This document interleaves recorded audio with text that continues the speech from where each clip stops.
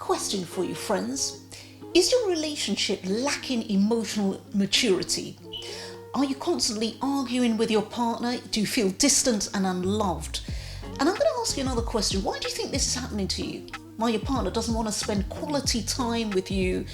Or you may think that your marriage is falling apart. Well, if any of these things are happening to you, then it's likely to be due to a lack of emotional maturity that's crippling your relationship. And that's the reason why I've created this video, because it's about showing you exactly how you can get your relationship to bounce back into life, get your partner to feel confident about you, become more attracted to you and committed to you. Not only that, it's not only going to help your relationship, but it's going to help you in life general with the situations and interactions that you have with other people going forward in your life. So I'm going to be explaining everything to you. I'm going to be back in a mo, so you don't want to miss this important video. Don't go away. Hi friends, welcome back. If you're new to this channel, it's all about empowering you in your relationships and on your personal growth journey. Love you.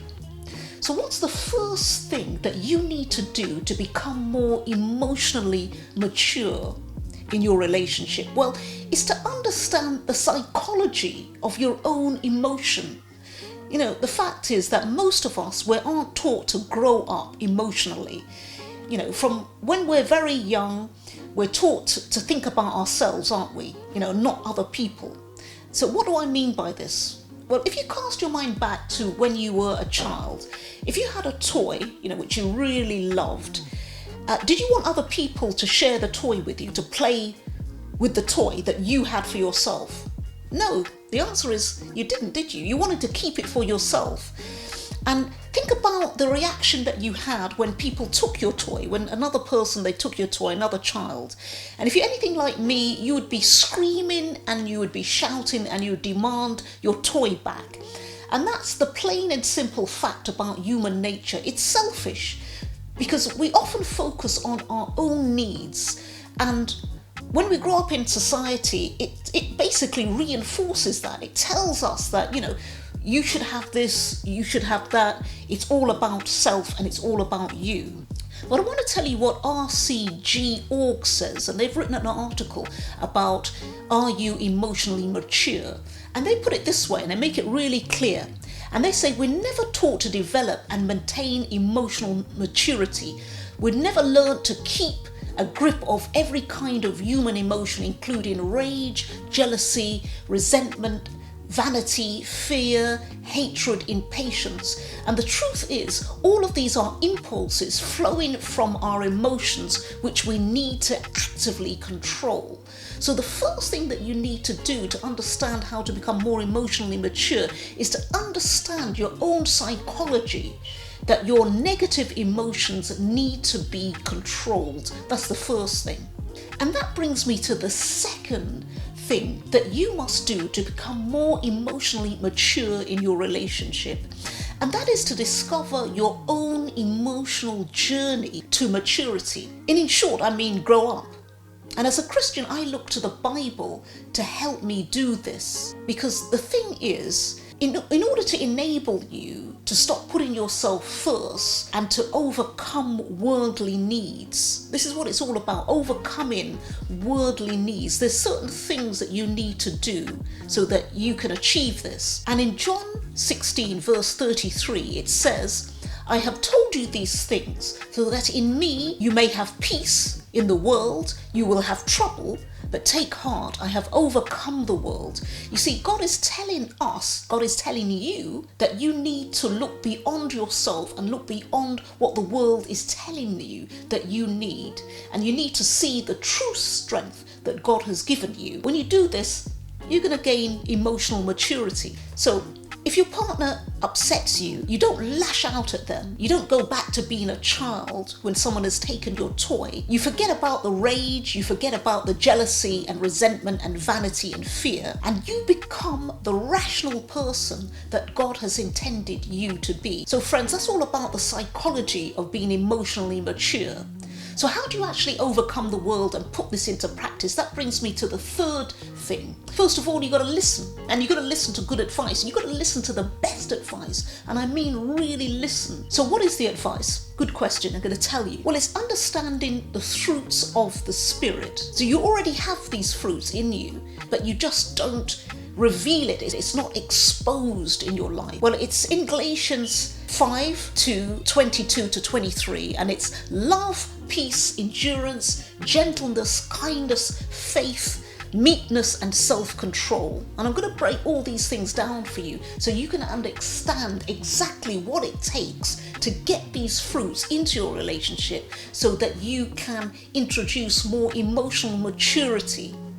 Because you already have these things, but it's the practical implication of these things, the practical application, should I say, of these things, and how it actually plays out in your life and in your relationship real time. So that brings me to the fourth thing that you need to do to become emotionally mature, and that is to compromise, because that's the thing that's going to build love. And compromise, it's sacrifice, and there's no getting around this.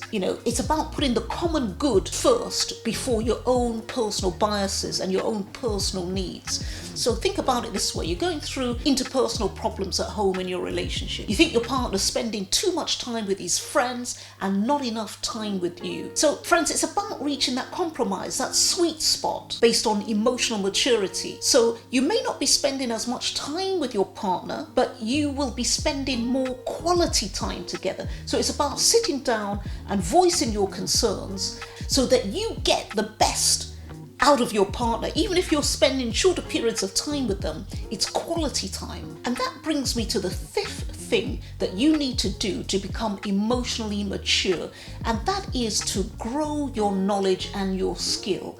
Don't be stagnant, don't stand still, because if you stand still, you're going to decay.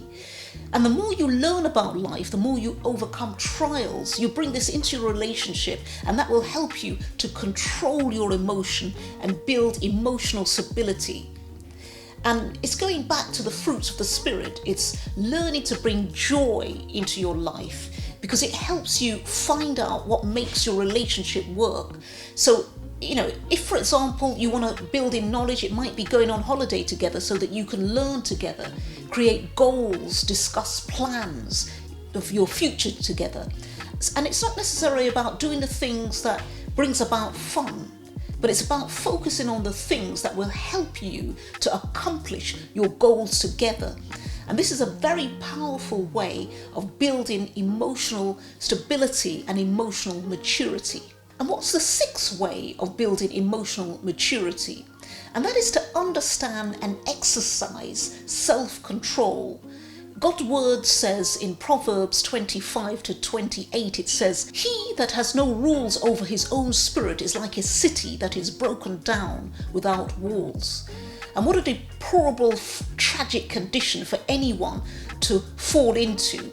Yet, to one degree or another, it is a condition that most of us, including you, friends, suffer from. You see, without self-control, your emotion will become overrun, and you become like a defenseless city, as the scripture says, without any walls to protect it. Your impulses will take over. Rudeness, anger, emotional outbursts, self-pity, hatred, bitterness, and covetous will dictate your life. And your self-will will become weakened, and the wrong attitudes will take hold, and this will stop you from taking responsibility, emotional responsibility for your mistakes. Instead of developing, therefore, the fruits of the Spirit, which is endless enjoyment, gentleness, goodness.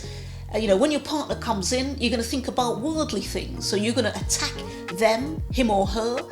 And your relationship isn't going to thrive and prosper. So what's the seventh thing that you need to do to become more emotionally mature in your relationship? And that is to learn from your mistakes. Hey, maybe you said something to your partner in anger that you later regret. Solomon wrote that he that is soon angry deals foolishly, and that's in Proverbs 14:17. So many people, say things in their relationship with massive implications. It's not your baby. You're not the father.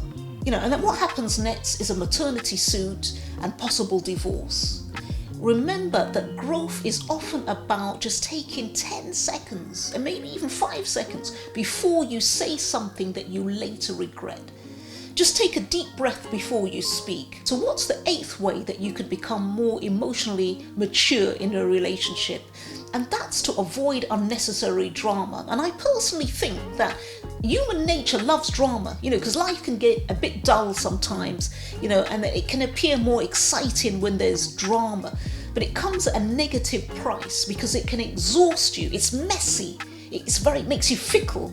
It makes your relationship sick and unhealthy. And what's worse about this is that drama tends to draw you in. It gets your adrenaline going and it makes you addicted to it. So you need more drama to feel more adrenaline, and it makes you emotionally unstable and it will stunt your growth. So get rid of drama in your relationship. What's the 9th way to become more emotionally mature?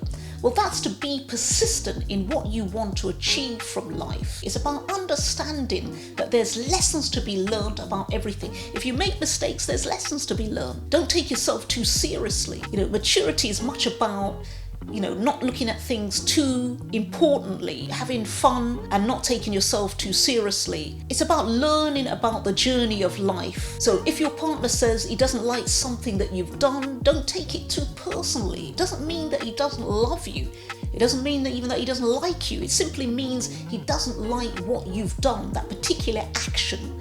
And there's a big difference here. And the 10th thing that you need to know in order to become more emotionally mature in a relationship is to know that you're not always going to be thanked for the good deeds that you do, and that's okay. It doesn't matter, because you're learning, you're growing, you're understanding yourself, you're understanding your relationship better, and your relationship will thank you for it in the long run. Your partner may not thank you, but you will thank yourself and your relationship will thank you. Thanks for watching, friends. Really love you. Please remember to subscribe, like and share this video, and I will see you in the next one. Bye for now.